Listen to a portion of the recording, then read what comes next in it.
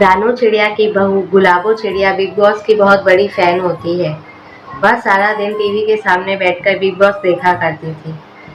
एक दिन की बात है, जब रानू चिड़िया बाजार से लौटकर घर वापस आती है तो वह अपनी बहू गुलाबो को दरवाजा खोलने के लिए आवाज लगाती है। लेकिन उसकी बहू गुलाबो चिड़िया बिग बॉस देखने में इतनी खोई हुई होती है कि उसे अपनी सास की आवाज सुनाई ही नहीं देती है। रानू चिड़िया दरवाजा बजाते हुए बोलती है, अरे ओ गुलाबो बहू, दरवाजा खोलो, मैं कब से बाहर खड़ी हूँ। हे भगवान, ये बिग बॉस की दीवानी मुझे एक दिन मार के ही छोड़ेगी।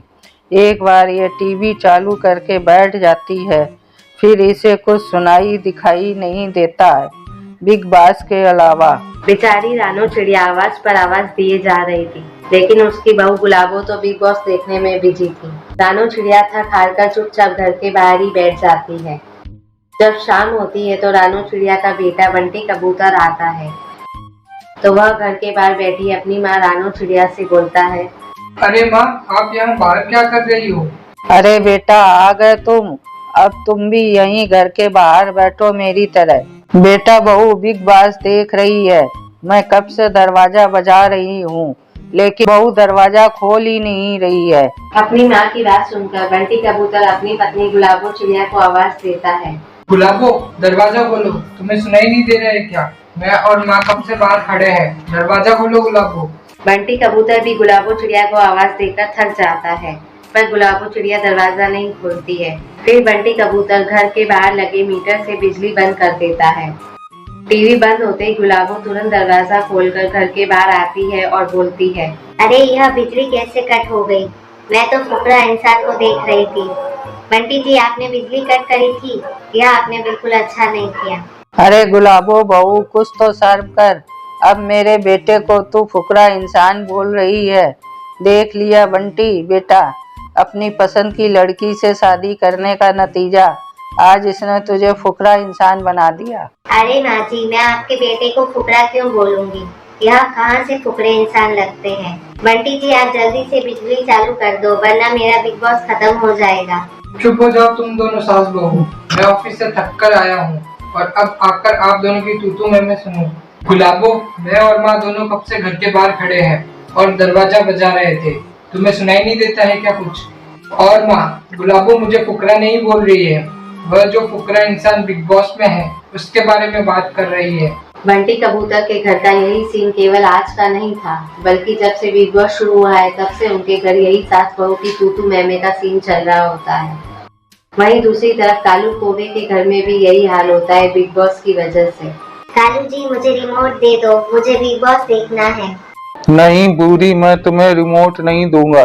तुम पूरा दिन बैठकर बिग बॉस देखती रहती हो। बूढ़ी, मुझे अभी अनुपमा सीरियल देखना है, इसलिए मैं तुम्हें रिमोट नहीं दूंगा। कालू जी, अगर मुझे रिमोट नहीं दिया तो मैं अपने मायके चली जाऊंगी। बिग बॉस के घर में अभी फैमिली वीक चल रहा है, इसलिए मुझे देखना है कि एल्विस के घर से कौन आने वाला है। अब कालू करता भी क्या, बूढ़ी के मायके जाने के डर से कालू कोवा रिमोट देकर घर से बाहर निकल जाता है। वहीं दूसरी तरफ हरी तोती भी भागी भागी रानू चिड़िया के घर आती है। हरी तोती को आता देखकर रानू चिड़िया हरी तोती से पूछती है, क्या हुआ हरी तोती, सब कुछ ठीक है ना तुम्हारे घर में? बहुत जल्दी में लग रही हो। हाँ रानू, मेरे घर में सब ठीक है। मैं तो यहाँ बिग बॉस देखने आई हूँ। वो क्या है ना, आज मेरे टीवी का रिचार्ज खत्म हो गया है। ये लो, एक और आ गई बिग बॉस का बुखार लेकर। ना जाने कब उतरेगा इसके सर से ये बिग बॉस का भूत। मेरे घर में एक पागल कम थी क्या जो एक और आ गई। रानू चिड़िया बोलती ही रह जाती है, लेकिन हरी तोती तो कुछ सुनती ही नहीं है।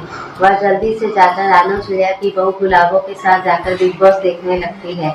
गुलाबो चिड़िया तो केवल पूरा दिन बैठकर बिग बॉस ही देखा करती थी, उसे घर के काम की तो कोई फिक्र ही नहीं होती है।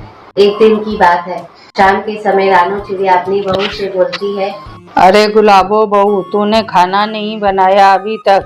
रात के खाने का वक्त हो गया है और अभी बंटी भी आता ही होगा। अरे माँ जी, आज आप भी बिग बॉस देखने बैठ जाओ। आपको पता है आज फुकरा इंसान और पूजा के बीच में एक मुकाबला होने वाला है। आज तो मजा ही आ जाएगा बिग बॉस देखने में।